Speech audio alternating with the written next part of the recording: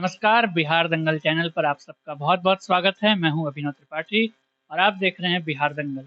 आज हमारे साथ एक बड़े ही विशेष मेहमान हैं। बिहार के रोहतास जिले से ताल्लुक रखते हैं और काशी नगरी का देश के विभिन्न कवि सम्मेलनों के मंचों पर प्रतिनिधित्व करने वाले देश के ख्याति लब्ध कवि डॉक्टर नागेश शांडिल्य सर, बहुत बहुत स्वागत है आपका सर बिहार दंगल न्यूज चैनल पर। जितने लोग इस चैनल को देख रहे हैं, आप सबका बहुत बहुत स्वागत।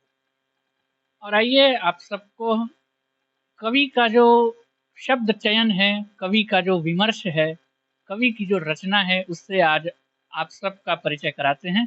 सर से एक कविता सुन सर। एक कविता पढ़ता हूँ। बसंत की नाराजगी। होली बसंत के आगमन के पूर्व के उल्लास का पर्व है। मैं काशी हिंदू विश्वविद्यालय से समाज शास्त्र का विद्यार्थी रहा और प्राकृतिक और सामाजिक पर्यावरण पर आधारित त्योहार है होली, बसंत। आप देख रहे हैं कि पहले गांव में भी और शहरों में भी वृक्षों के नाम पर गांव के नाम होते थे। अमवलिया, पिपरा, ठीक है, निमिया, इस तरह से। बनारस में भी वृक्षों के नाम पर मोहल्लों के नाम हैं, जैसे भुतही गली, जतनबर, टेढ़ी नीम, छत्ता तले, नीम तले। आज वो मोहल्ले हैं लेकिन वो वृक्ष नहीं है। काशी की भी बात करें तो काशी हिंदू विश्वविद्यालय और बीएलडब्ल्यू को छोड़ दिया जाए तो हरित पट्टी नहीं है। काशी को आनंद कानन कहा गया। आज वो आनंद कानन नहीं है। कंक्रीट के जंगलों में हम जी रहे हैं, बसंत आता ही नहीं है।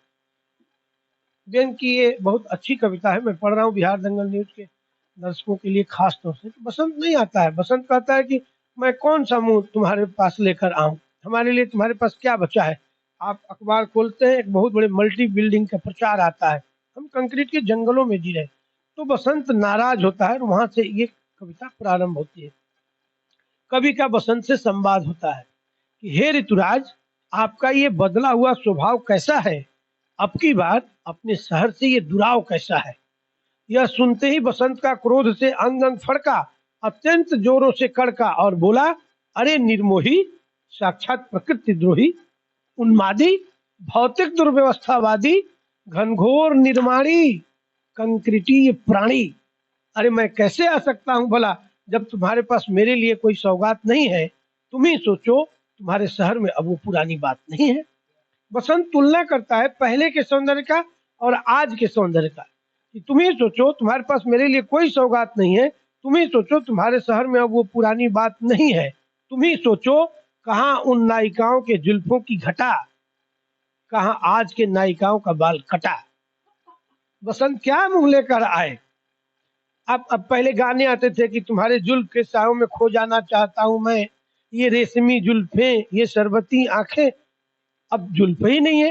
अगर आपकी परिकल्पना हो, उम्मीद हो, आशा हो कि हम तुम्हारे जुल्फ की साय में खो जाना चाहता हूं मैं, तो आपको आत्महत्या करनी पड़ेगी। जुल्फ ही नहीं है। तो पहले के सौंदर्य का आज के सौंदर्य की तुलना बसंत करता है क्रोध में कि कहाँ कहाँ उन नायिकाओं के जुल्फों की घटा, कहाँ आज के नायिकाओं का बाल कटा, कहाँ वो नैन कजरारे, कहाँ पेंसिल से बने हुए किनारे, कहाँ उन होठों की खूबसूरत लाली, कहाँ गहरे लिपस्टिक से रंगे होठ जैसे साक्षात काली, कहाँ वो सुसज्जित वस्त्रावृता नायिकाएं, कहाँ तुम्हारी अधरंगी जूलिया मल्लिकाएं।